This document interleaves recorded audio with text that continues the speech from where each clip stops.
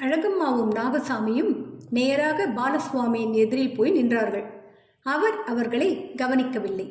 அவரது வெறித்த பார்வை எங்கோ தொலைதூரத்தில் நிலைத்திருந்தது.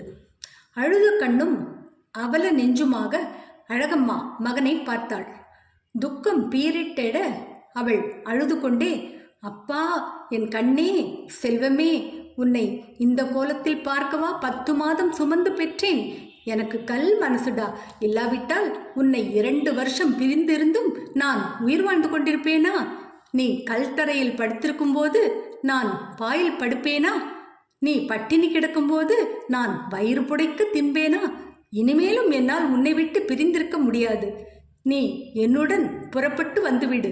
நீ வராமல் நான் ஊர் திரும்ப போவதில்லை என்று கதறினாள். அதை பார்த்து நாகசாமி மனம் கலங்கி விசும்பினான். அவன், தம்பி, அம்மா எப்படி அழுது கதறுகிறாள் பார். இனியும் அம்மாவின் மனதை நோகடிக்காதே. ஒரு வார்த்தையாவது பேசு என்று பரிதாபமாக கெஞ்சினான். தனது கதறலையும் தமையனின் கெஞ்சலையும் பொருட்படுத்தாமல் மௌனமாக இருக்கும் மகனது நிலை அழகம்மாவுக்கு எல்லை மீறிய துயரித்து கொடுத்தது.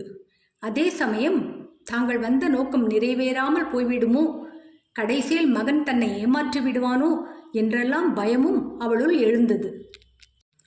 அந்த துயரமும் பயமும் அழகம்மாவிடம் ஆவேசத்தையும் கோபத்தையும் ஏற்படுத்தின. அவள் அதே உணர்வோடு நாகசாமியிடம், இல்லையடா நாகசாமி, நம் பிள்ளை நம்மோடு பேச மாட்டான். அவனுக்கு அவன் பக்தர்களும் சேவார்த்திகளும் தான் பிரதானம். இதோ கூடியிருக்கும் அவர்களிடமே கேட்போம் என்றவள் அங்கே கூடியிருந்தவர்களை பார்த்து, ஐயா பக்தர்களே, சேவார்த்திகளே, நான் இந்த பிள்ளையை பெற்ற தாய். எத்தனை கதறியும் என்னுடன் ஒரு வார்த்தை கூட பேச மாட்டேன் என்கிறான். நீங்களாவது எனக்காக பரிந்து பேசக்கூடாதா?